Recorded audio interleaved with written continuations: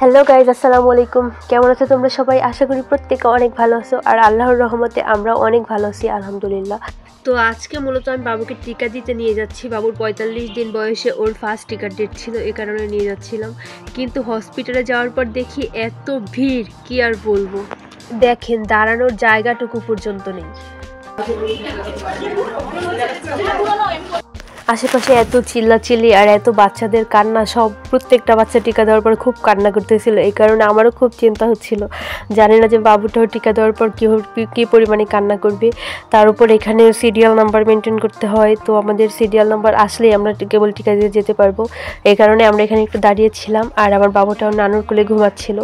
তো আপনাদের প্রত্যেকটা মায়ের কাছে আমার রিকোয়েস্ট যে আপনারা প্রত্যেকটা টাইম স্টাডি ঠিকঠাক মতো বাচ্চাদের টিকাগুলো কমপ্লিট করবেন, কারণ এই টিকাগুলো কিন্তু বাচ্চাদের জন্য খুব গুরুত্বপূর্ণ। এভাবে টাইম ওয়েস্ট করে লেট করে টিকা দিতে আসলে তাতে কিন্তু খুব সমস্যায় পড়তে হয়। তো দেখেন, আমার বাবুর কিন্তু প্রথম টিকাটা দিচ্ছে। তো আপনারা দেখলেন যে প্রথমে হাতে যখন টিকাটা দিল, ওইটা কিন্তু বেশি কান্নাকাটি করে নাই, কারণ হাতের টিকাটা এতটা ব্যথাও লাগে নাই, আর ও ঘুমের ঘরে ছিল। কিন্তু পায়ের টিকাটা ওর প্রচণ্ড ব্যথা পাইছে আর প্রচুর কান্না করছে, কারণ পায়ে যেহেতু মাংস একটু বেশি থাকে রানের মধ্যে, সেই মাংসপেশিতে সুইটা দিলে একটু বেশি ব্যথা লাগে। দেখেন এই সময় কি চিৎকার দিছে।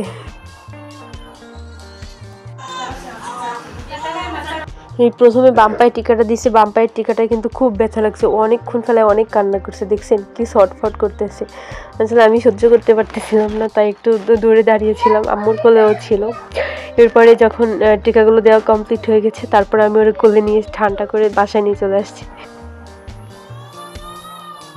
তো ভাবছিলাম যে প্রথম টিকাটা যেহেতু দিছে হাতে, তখনও যেহেতু বেশি কান্না করে নাই, দ্বিতীয়গুলো তো কান্না করবে না, কিন্তু দেখলাম পায়ের টিকাগুলোর ব্যথাও সহ্য করতে পারে নাই, খুব কান্না করছে। তো আমার এই চ্যানেলটাতে আমি আমার বাবাটার ছোট ছোট কিছু মুহূর্ত ভিডিও করে আপনাদের মাঝে শেয়ার করি। তো আপনারা আমাদের এই চ্যানেলটাকে সাবস্ক্রাইব করবেন এবং আপনাদের অনেক অনেক অনেক ভালোবাসা দিবেন। এই ভিডিওগুলোকে লাইক, কমেন্ট এবং শেয়ার করে দিবেন প্লিজ।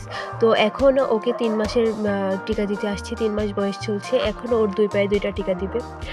আর একটা কথা না বললেই নয়, সেটা হচ্ছে বর্তমান বাংলাদেশের পরিস্থিতি কিন্তু খুবই খারাপ। আপনারা প্লিজ খুব সতর্ক থাকবেন এবং আপনাদের বাচ্চাদেরকেও খুব সতর্ক রাখবেন।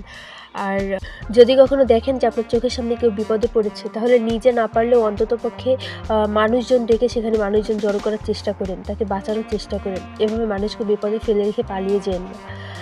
আর হচ্ছে নিজের আশেপাশের মানুষের খেয়াল রাখবেন এবং নিজেদেরকেও সেফ মতো রাখবেন, আর বাচ্চাদেরকে সাবধানে রাখবেন, খেয়াল রাখবেন। তো আমাদের জন্য দোয়া করবেন। আজকের মতো এই পর্যন্তই। আল্লাহ হাফেজ।